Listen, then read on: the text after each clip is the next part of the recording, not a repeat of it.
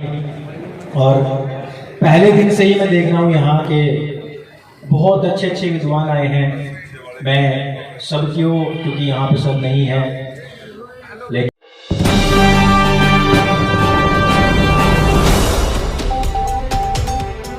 इस मंच को उन्होंने सबने पवित्र किया है। उनकी सबकी उपस्थिति को नमन करते हुए परम पिता परमेश्वर की अनुकंपा को नमन करते हुए महर्षि देवदयानंद सरस्वती जी, जिनके कारण से आज हम सभी यहाँ एकत्रित हुए हैं, स्वामी श्रद्धानंद जी महाराज, जिनके कारण से हिंदू समाज के अंदर एकता का प्रवाह हुआ है, जिनके कारण से शुद्धि का यह जो कार्यक्रम, क्योंकि अभी भ्राता जी बता रहे थे कि शुद्धि का कार्यक्रम बहुत जरूरी है, और आप सभी को ये भी पता होगा कि शुद्धि आंदोलन आरंभ होने के भी 100 वर्ष पूरे होने वाले हैं। तो ऐसे समय में हम सभी महापुरुषों का ध्यान करते हुए, और मेरे पास में मैंने जितने भी YouTube पर ये सारे जितने कार्यक्रम चल रहे हैं कंटिन्यू देख रहा हूँ, कुछ बचता नहीं है ऐसा कि मैं यहाँ से कह सकूं।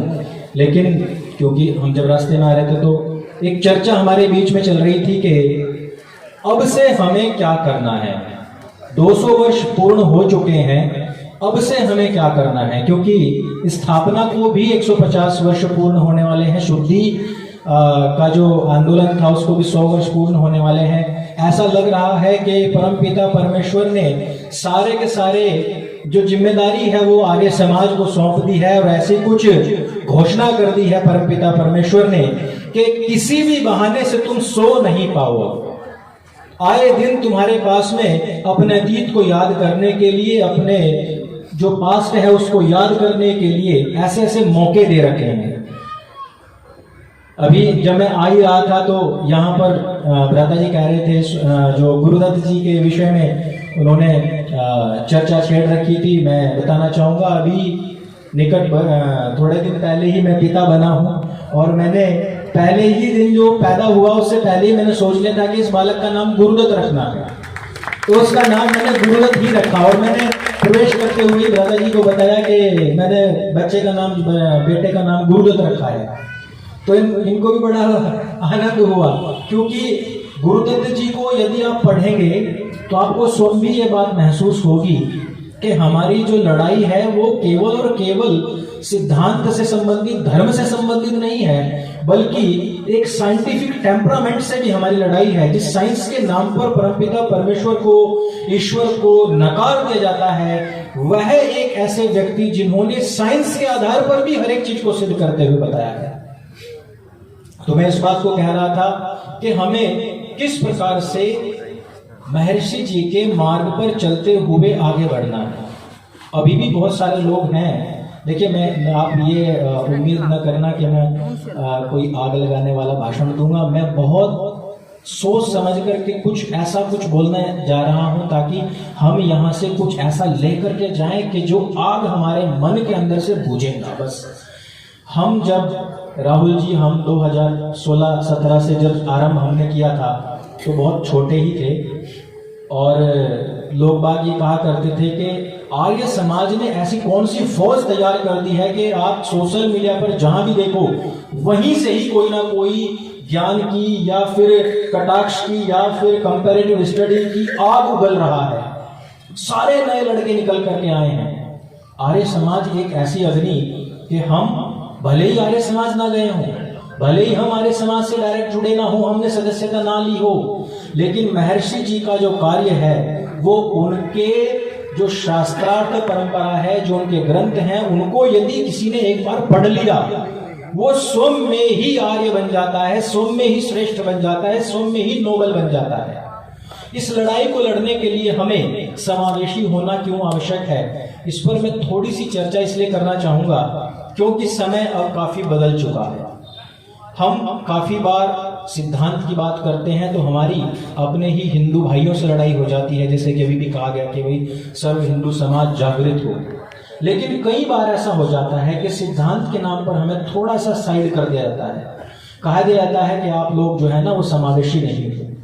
लेकिन जब मेरे सामने ये प्रश्न आता है और मैं देख रहा हूं कि पीछे स्कूल के छात्र छात्राएं भी बैठी हुई हैं, सब विद्यार्थीगण बैठे हुए हैं, इनके लिए स्पेशली मैं ये बात कहना चाहता हूं कि जब हम अपने सिद्धांत की बात कहीं पर करते हैं और यदि हमारी बात कहीं पर नकार दी जाती है तो हमें वहां पर केवल और केवल सत्य का साथ देना है, केवल और केवल सत्य के साथ में अड़िग खड़े रहना है। सिद्धांत को हर व्यक्ति नहीं पकड़ सकता है।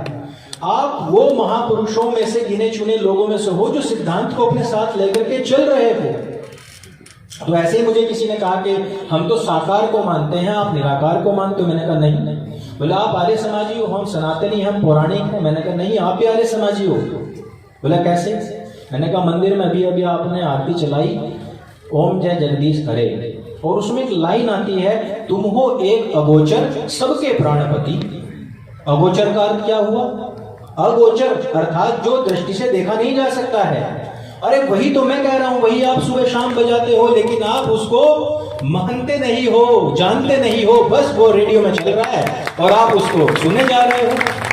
मैंने कहा जितने भी पौराणिक हैं सारे के सारे दयानंदी हैं, सारे के सारे आर्य समाजी हैं, क्योंकि आप भी एक अगोचर में ही मानते हो।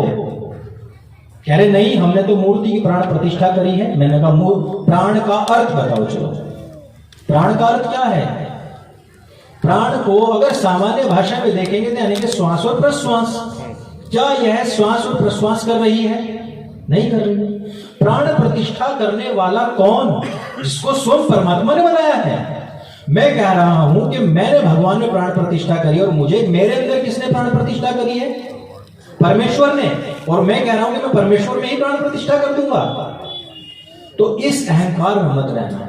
अगर प्राण प्रतिष्ठा होनी ही है तो यह भी जड़ है, और एक मृत शरीर जिसमें से 1 सेकंड पहले प्राण निकले हैं वह भी जड़ है, उसमें प्राण प्रतिष्ठा करके दिखाओ तो मैं मान जाऊं। कह रहे नहीं कर सकते। मैंने कहा तो फिर आप आर्य समाजी हो, आप दयानंदी हो। आप कोई भी घर में कार्य होता हो, सबसे पहले क्या करते हैं? हवन करते हैं। तो आर्य समाज क्या करता है? वही तो करता है। बताओ आपके पवित्र ग्रंथ किसको मानते हो? सर्वश्रेष्ठ ग्रंथ, सबसे पहला पुराना ग्रंथ किसको मानते हो? किसको मानता है नासा? किसको मानते हैं सारे साइंटिस्ट? बोले ऋग्वेद को सर्व प्राचीन ग्रंथ माना गया है, ये हमारा सिरमौर है। मैंने कहा महर्षि जी ने भी यही कहा है, वेदों की ओर लौटो। तो आप हुए के दयानंदी या नहीं?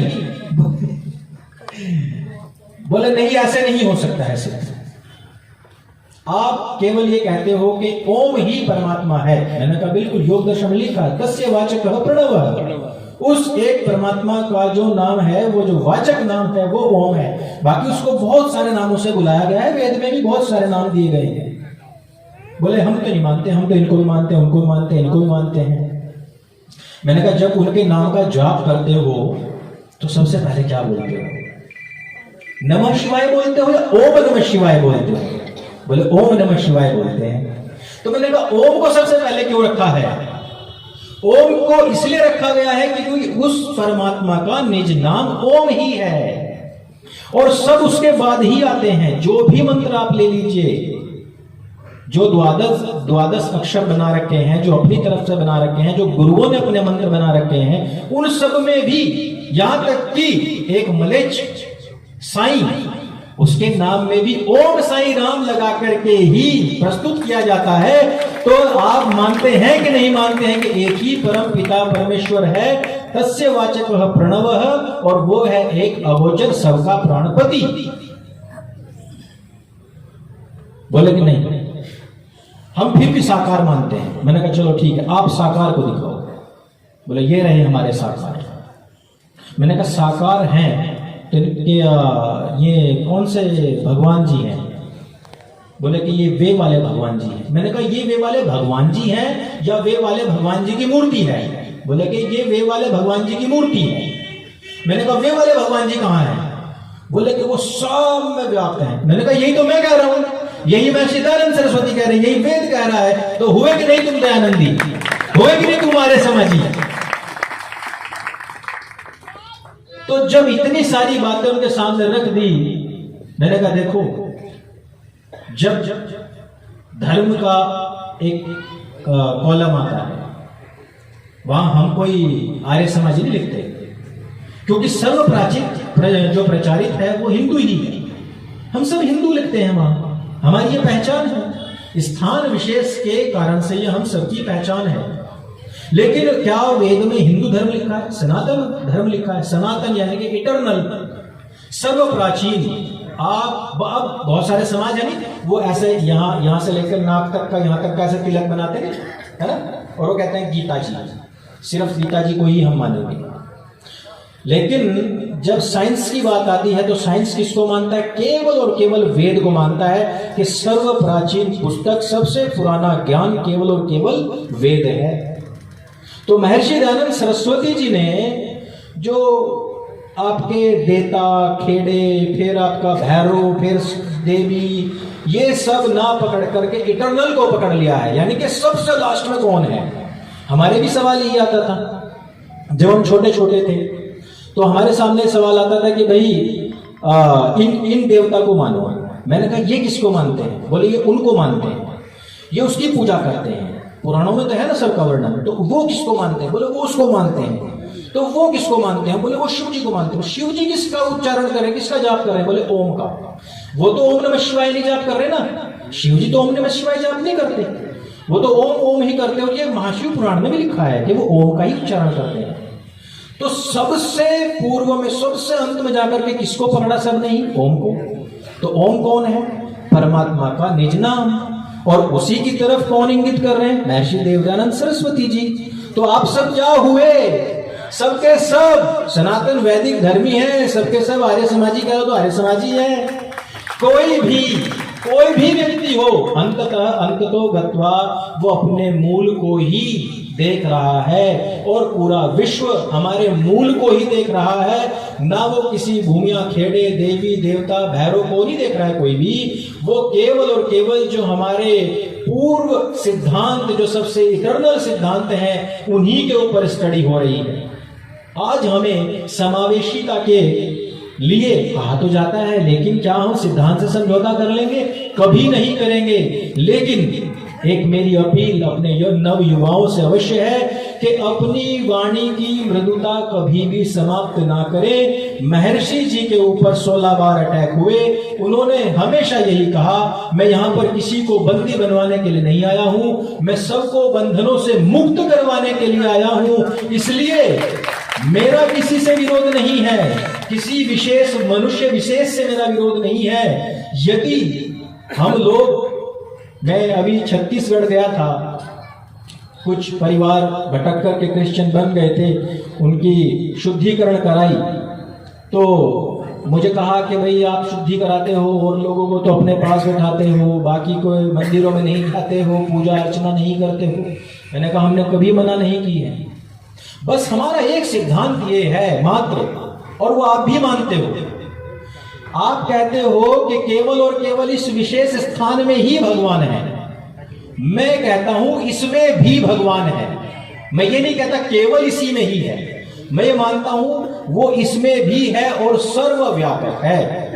आप जब इस स्थान विशेष, मंदिर या किसी पूज्य स्थान के सामने जाते हो, उस समय कहते हो अब झूठ नहीं बोलूंगा, अब मैं जो है गुटखा नहीं खाऊंगा, आज के दिन में दारू नहीं पीऊंगा या मांसाहार नहीं करूंगा। मैं ये मानता हूं कि यदि मैं यहां बैठा हुआ हूं तब भी परमपिता परमेश्वर की अनुकंपा, उसकी दृष्टि मेरे ऊपर है। मैं भी रास्ते में आ रहा था तब भी मेरे ऊपर थी, और जब मैं कहीं सो जाऊंगा तब भी मेरे ऊपर ही रहेगी। आप ये मानते हो कि जब मैं उस चार दीवारी के बीच में जाऊंगा केवल तभी मुझे परमात्मा देखेगा। तो आप बताओ कि सबसे बड़ा आस्तिक कौन हुआ? हमें तो, क्योंकि नास्तिक भी बता दिया जाता है कई बार, हमें कई बार आर्य समाजियों को अधिकतर कर लोग बाग जो है नास्तिक भी बता देते हैं। तो लेकिन आप ये बताओ कि दिन में प्रतिक्षण परमात्मा की उपस्थिति का संज्ञान रखते हुए अपने कार्यों को, अपने कार्यकलापों को करने, अपनी भाषा का, अपने वाचिक, कायिक और मानसिक विचारों तलक को भी शुद्ध रखने वाला असली आस्तिक हुआ, या फिर दिन में को 1-2 मिनट के लिए भगवान का भजन करने वाला आस्तिक हुआ? तो अब सिद्धांत में सब ये कहते हैं कि नहीं नहीं नहीं, 24 घंटे केवल रमण वहीं रहना चाहिए। तो जब हम स्थूल की पूजा करते हैं तो हमें स्थूल ही प्राप्त होता है। स्थूल में यानी कि जब हम स्थूल के लिए किसी स्थान पर जाते हैं, किसी स्थूल चिन्ह को, प्रतीक के प्रति ही हम अपनी पूरी की पूरी भावना करते हैं, तो हमें स्थूल ही प्राप्त होता है। लेकिन हमारे वेदों, दर्शन, उपनिषदों के अनुसार परमात्मा जो है, परमेश्वर जो है, वो तो अत्यंत सूक्ष्म से भी सूक्ष्म है। अर्थात हमें अपनी जो प्रभु भक्ति है वो स्थूल से सूक्ष्म की ओर लेकर के जानी पड़ेगी। इसी में ही एक चीज और मैं बताना चाहूंगा अपने जो हमारे विद्यार्थीगण यहाँ बैठे हुए हैं, क्योंकि इनको आगे देखिए, हम और आप, हम दो भाई यहाँ बैठे, हम तो टारगेट पे हैं, अगला सेकंड हमारा यहाँ है या वहां है हमें नहीं पता है। लेकिन मैं ये कहना चाहता हूं कि जो हमारे युवा हैं, एक बात को विशेषता ध्यान रखें। ये जो ड्रेस में बच्चे बैठे हैं, लाल जर्सी वाले, ये कौन सी क्लास के बच्चे हैं? 11th के बच्चे हैं। तो जब आप लोग स्कूल में जाते हो तो वहां क से कबूतर का चित्र भी होता है, क लिखा होता है, कबूतर भी लिखा होता है। लेकिन क्या आज 11th वाले बच्चों को क से कबूतर का पढ़ने के लिए कबूतर का चित्र देखने की आवश्यकता है क्या? नहीं है। अब ये बच्चे अक्षर ज्ञान में पारंगत हो चुके हैं। हमारा समाज क्या चाहता है? अपने आप को धार्मिक कहेंगे, हिंदू भी कहेंगे, हम सनातनी भी कहेंगे, लेकिन ताउमर हम उसी कायदे पर ही रहते हैं। कायदा बोलते हैं हमारे यहाँ, जिसमें क से कबूतर, ख से खरगोश होता है ना, उसको कायदा बोलते हैं। प्राथमिक नर्सरी में जो पढ़ते हैं, हम ताउमर उसी पर ही रहना चाहते हैं। एकेडमिक पढ़ाई में, मैकॉले शिक्षा पद्धति में हम क्या करते हैं? PhD तक जाएंगे, लेकिन धर्म की पढ़ाई में हम हमेशा कायदे पर ही रह जाते हैं।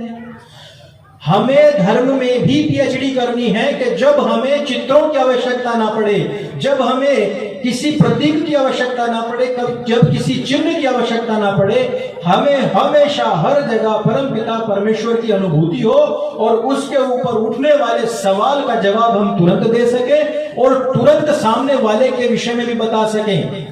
युद्ध के 3 तरीके होते हैं। सबसे पहला होता है डिफेंस, दूसरा होता है डिफेंस एंड अटैक, और तीसरा होता है ओनली अटैक। और जो हम यहाँ 2 बैठे हैं और जितने भी भाई हमें यहाँ सुनने के लिए आए हैं या जानना चाहते हैं कि इस तरीके ये कैसे यहाँ तक आए हम, उसका तरीका केवल एक ही है। जब वो समय ऐसा था जब राहुल जी आए, मैं उस समय गुरुकुल में था, कि धर्म के ऊपर इतने आरोप लग रहे थे, इतने हमले हो रहे थे कि इधर जाकिर नाइक, इधर जर्जिस, उनकी पूरी की पूरी इस्लामिक रिसर्च फाउंडेशन जो IRF है, वो सारे के सारे वेदों में से न जाने कहां से क्या क्या निकाल करके अनर्गल आरोप लगा रहे थे। सबसे पहले हमने क्या किया? डिफेंस। नहीं, हमारे वेदों में ऐसा नहीं है, गीता जी में ऐसा नहीं है, वेदों में यहां पर ऐसा नहीं कहा गया। ये क्या होता है? डिफेंस।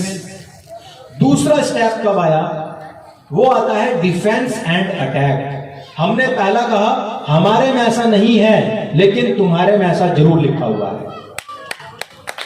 इसको बोलते हैं second step, defence and attack. और फिर हमारा कौन सा मोड ओपन हुआ? केवल और केवल अटैक। हमने अब कहना ही नहीं है, हमने किसी को सफाई नहीं देनी हमारे वेद में क्या लिखा है, मनुस्मृति में क्या लिखा है, गीता जी में क्या लिखा है, दर्शन में क्या लिखा है, छोड़ दो पुराण में भी क्या लिखा है। हमें पहले ये बताओ कि तुम्हारी बाइबल में क्या लिखा है, कुरान में क्या लिखा है, हदीस में क्या लिखा है। अब सवाल वहां होगा। ये ताकत, ये शक्ति, ये पावर आती है केवल और केवल एक शास्त्रार्थ करने वाले व्यक्ति के अंदर, जिसके दिमाग के कपाट खुल चुके हैं। और वो कपाट खोलने का सबसे पहला काम करता है केवल और केवल धरती पर एकमात्र ऐसा ग्रंथ, वो है सत्यार्थ प्रकाश महर्षि देव दयानंद सरस्वती द्वारा। केवल और केवल पूरी पृथ्वी पर एक ऐसा। आज तो मेरे साथ में तकरीबन 250 से 300 एक्स मुस्लिम्स हैं जिन्होंने इस्लाम को छोड़ा है और बाद में वो आकर के मुझसे मिले, और वो कहते हैं इस बात को, वो लोग मानते हैं इस बात को कि जिस चीज को आज हम कह रहे हैं और कहते हुए डरते हैं, अपना फेस नहीं दिखा पाते हैं, महर्षि जी ने 150 साल पहले ये काम कर दिया है। उनसे बड़ा महान व्यक्ति, उनसे बड़ा घनघोर पराक्रमी व्यक्ति इस धरती पर ना हुआ है, ना हो सकता है। देखिए, ये सनातन वैदिक धर्म ही केवल नहीं, आर्य समाज ही केवल नहीं, अभी एक्स क्रिश्चियंस पैदा हो रहे हैं। और जब उन्होंने 13वां समुल्लास पढ़ा तो उनके दिमाग ऐसे धनखनाए। हमने कहा अभी हमारी यही मुहिम है कि इन लोगों को किस प्रकार से इधर लाया जाए। पहले ये बीच में रुके, हमें कोई दिक्कत नहीं है, एक्स मुस्लिम्स बन जाए, एक्स क्रिश्चियंस बन जाए, हमें कोई दिक्कत नहीं है। लेकिन इस बात को सब लोग स्वीकार करते हैं कि मानवता के लिए यदि किसी ने सबसे सर्वश्रेष्ठ कार्य किया है तो केवल और केवल महर्षि जी ने किया है। मैं आप लोगों के बीच में क्यों आया हूं, मैं क्या कहने के लिए आया हूं? मैं ये कहने के लिए आया हूं कि 200 वर्ष हो चुके हैं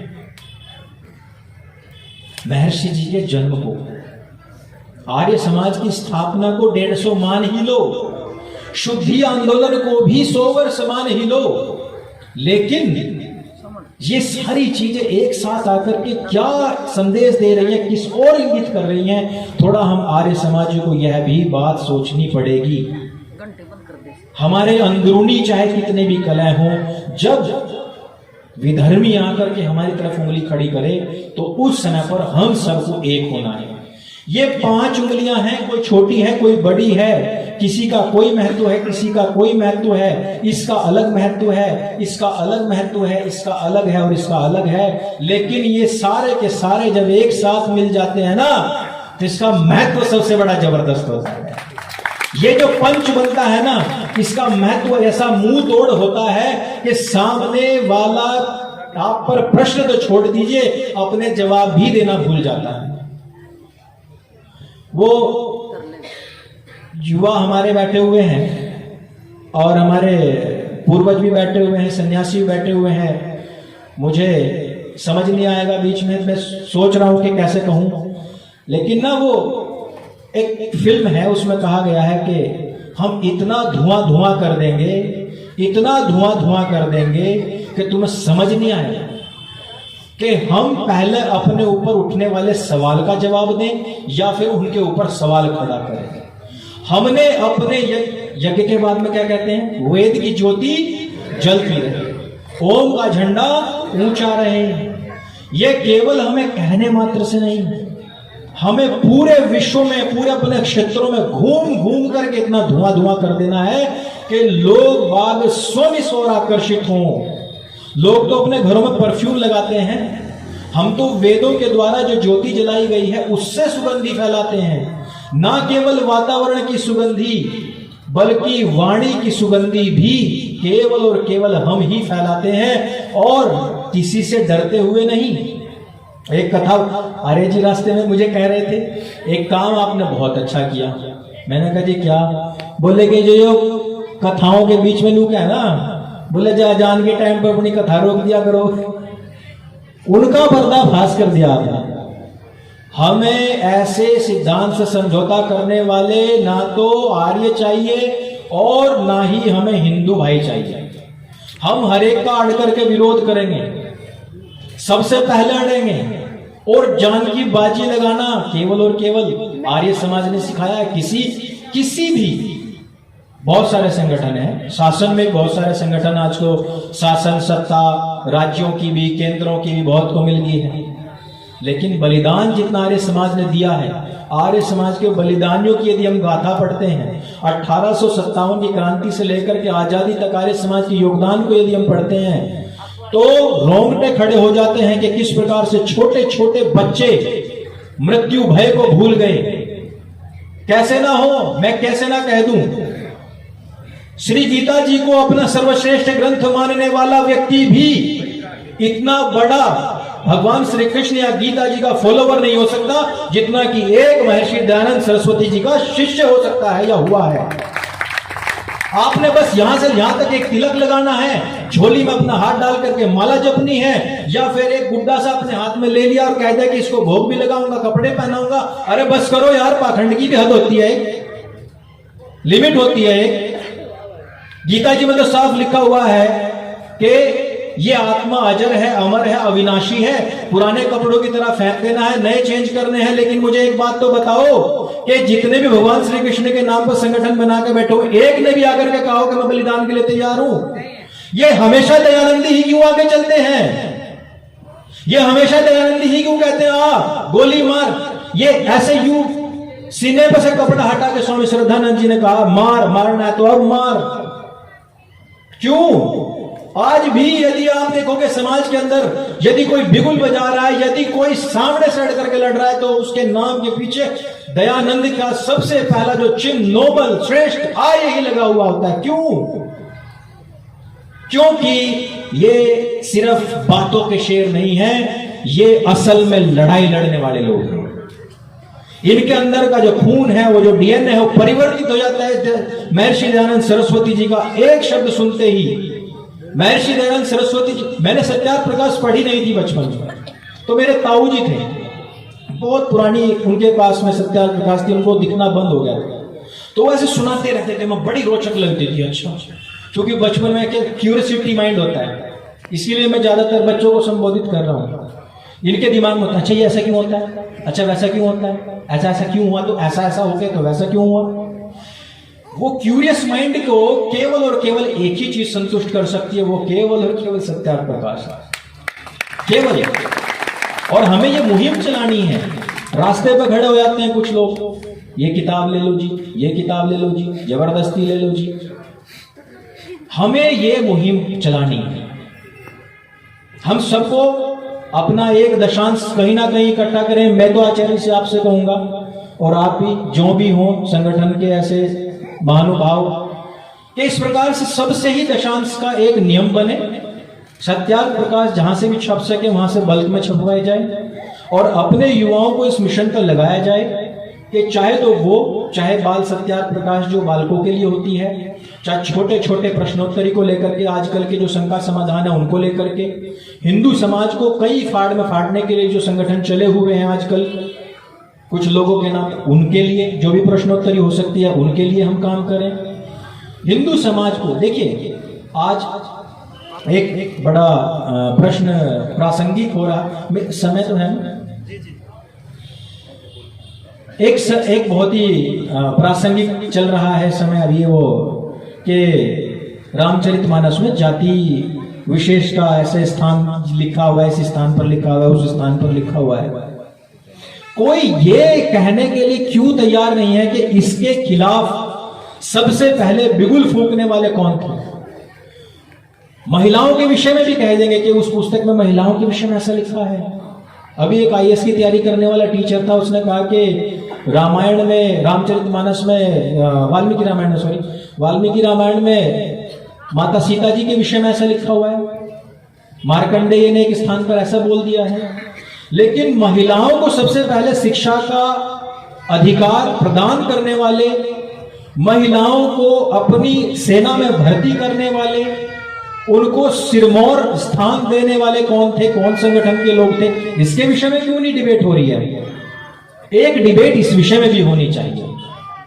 200 वर्ष पूरे हो रहे हैं, 150 वर्ष पूरे होने हैं, तो जितने भी महानुभाव हैं और आर्य समाज की ओर से जितने भी महानुभाव महापुरुष जो भी सरकार में हैं, उन लोगों को भी यह विषय उठाना चाहिए। इस विषय में भी डिबेट होनी चाहिए कि महिलाओं को सबसे पहले यज्ञोपवीत का अधिकार किसने दिलाया, यज्ञ वेदी पर बैठने का अधिकार किसने दिलाया, वेद पठन पाठन का अधिकार किसने दिलाया। आज भी बहुत सारे कथावाचक उनसे पूछा जाता है कि गायत्री मंत्र महिलाएं जाप कर सकती हैं अथवा नहीं। समाज कहां का कहां पहुंच गया है, लेकिन वो भी यही कहते हैं नहीं, उनको कोई अधिकार नहीं है। यज्ञोपवीत का अधिकार नहीं, उनको कोई अधिकार नहीं। क्यों नहीं है उनको अधिकार? ये तो अब्राहमिक रिलीजन में था कि वो महिलाओं के अंदर आत्मा नहीं मानते थे। आपने अब्राहमिक रिलीजन को अपने में घुसा लिया। सनातन वैदिक धर्म में वेदों को पढ़ाने वाले आचार्य, तपस्विनी, सन्यासिनी कितनी हुई हैं। हम अपने धर्म से यदि विरत हो रहे हैं तो कहीं ना कहीं मैं यह मानता हूं कि इस पूरे सनातन वैदिक धर्म की जो आर्मी विंग है, चाहे वो बौद्धिक आर्मी हो, चाहे वो शारीरिक आर्मी हो, मैं मानता हूं कि वो आर्य समाज है। और कहीं ना कहीं किन्हीं कारणों से हम सब लोगों में कुछ ना कुछ शिथिलता अवश्य आई है, और उस शिथिलता को दूर करने का कार्य आगे आने वाले युवाओं को अवश्य करना चाहिए। और जो हमारे सामने समस्याएं हैं, चाहे वो जातिवाद को लेकर के हो, चाहे हिंदू समाज को तोड़ने के लिए ऐसे विक्षिप्त उदाहरण दे करके, चाहे वो मनुस्मृति की अशुद्धियां दिखा करके, चाहे वो वाल्मीकि रामायण की अशुद्धियां दिखा करके जो भी कार्य हो रहा है मिशन मोड पर, इनके खिलाफ हम सबको एकजुट होना पड़ेगा। केवल और केवल एक राहुल आर्य या एक अंकुर आर्य से यह कार्य नहीं होगा। हर एक हमारे बालक को, हमारे आर्य बंधु को, हमारे सभी लोगों को एक एक राहुल आर्य, अंकुर आर्य छोड़ दीजिए। महर्षि देव दयानंद सरस्वती और स्वामी श्रद्धानंद के सरीखा में बनना पड़ेगा। हम तो कुछ भी नहीं हैं। मैं कह रहा हूं कि हम कुछ नहीं हैं। हम जो कार्य कर रहे हैं बहुत बड़ा कोई कार्य नहीं है। हाँ, जागरूकता आती है क्योंकि समाज वैसा बन चुका है, हमने वो तरीका अपना लिया है। लेकिन हम ये चाहते हैं, हमारी ये इच्छा है कि हर घर से इस प्रकार से एक ना एक बालक निकलना चाहिए। कुछ ना कुछ घंटे अवश्य हमें निकालने चाहिए जब हम अपने लोगों में, अपनी मित्र मंडलियों में बैठे, उस समाज में बैठे जिसको कि कहा जाता है ये उपेक्षित है, वो आपसे सवाल करेगा। मनुस्मृति पर मैं अभी जब लास्ट वाला जो पुस्तक मेला था उसमें बैठा हुआ था, तो दो मुल्ला आ गए, वो कहने लगे मनुस्मृति में तो मांसाहार है। मैंने कहा बताओ कहाँ है। उन्होंने कुछ उदाहरण दिए, मैंने उनको विशुद्ध मनुस्मृति से उदाहरण दिया। मैंने कहा ये देख लो। तो दो वे बैठे, उन्होंने खूब मांसाहार पर चर्चा करी। वो फिर लास्ट में आकर के उनके पास कोई आंसर ही नहीं बचा। हाँ, काफी लोगों ने देखी है, मतलब करोड़ों लोगों ने वो वीडियो देखी है। कारण क्या है इन सब के पीछे? उन लोगों को पता नहीं है और वो हमारे समाज को बरगला रहे हैं। इस्लाम के विषय में इस बात डंके की चोट पर कह सकता हूं कि अगर वो आपकी तरफ ऐसे एक उंगली कर रहे हैं कि आप में एक कमी है, तो 3 उंगली उनकी तरफ है। अगर आप ढूंढेंगे उनके जितने भी उनकी रिलीजियस बुक हैं, उसी से संबंधित, उसी अवगुण से संबंधित उनमें 3 कमियां मिल जाएंगी। जिस प्रकार से उन्होंने कहा कि माता सीता जी ने तो 5 साल की उम्र में विवाह हो गया था, तो अगर आप उनमें ढूंढोगे तो उनमें तो हम पहले, मैंने क्या कहा, डिफेंस। हम सबसे पहले डिफेंस करें। वाल्मीकि रामायण में ऐसा कहीं पर नहीं लिखा हुआ है, यह है डिफेंस। दूसरा, डिफेंस एंड अटैक हमारे में नहीं लिखा हुआ है लेकिन तुम्हारे में लिखा हुआ है। तीसरा स्टेप, सिर्फ और सिर्फ अटैक। तुम्हारे यहाँ पे ये भी लिखा हुआ है, तुम्हारे यहाँ पे ये भी लिखा हुआ है, तुम्हारे यहाँ पे ये भी लिखा हुआ है। मिल जाएंगे आपको। वो अपनी गलतियों को छिपाने के लिए आप पर आरोप लगाते हैं। वो आरोप आप सुने, ध्यान से सुने, उसका आंसर करें और फिर उनका अंदर जो चीजें हैं वो भी उनको बताएं। वो भी कोई दुश्मन नहीं है, बस भटके हुए हैं और बहुत जल्दी वापस आते हैं। आर्य समाज से तो सभी का बहुत प्रेम है, क्योंकि केवल और केवल एक ऐसा समाज है जो अपने साथ में साक्षात अपने ग्रंथों को अपने दिमाग में लेकर के चलता है, जो चलता फिरता वेद है, जो चलती फिरती गीता जी भी है, चलती फिरती मनुस्मृति भी है और चलता फिरता पूरा का पूरा इंसाइक्लोपीडिया ऑफ रिलीजन या धर्म संबंधित सब कुछ है। इसलिए मैं बार बार बहुत ज्यादा कुछ नहीं कहूंगा। इसलिए हमें इस लड़ाई को बहुत मजबूती से लड़ना है और आपका धैर्य आपकी जड़ों को मजबूत करता है। जिनके पैर मजबूत होते हैं, जो धरती पर टिक करके चलते हैं, वही दूर तक जाते हैं। इसीलिए अपने सिद्धांतों से समझौता मत कीजिए। लेकिन यदि किसी ने हमारी तरफ उंगली उठाई तो उसका एक, अगर उसने सवाल किया तो 5 जवाब कम से कम उसको देना सीखिए। और ये जो 5 जवाब देने के बाद में जो मुट्ठी बनती है, उसके बाद में जबड़ा तोड़ने का भी पूरा पूरा मात्रा रखिए। इन्हीं शब्दों के साथ में मैं अपनी वाणी को विराम देता हूं। ओम ओम ओम।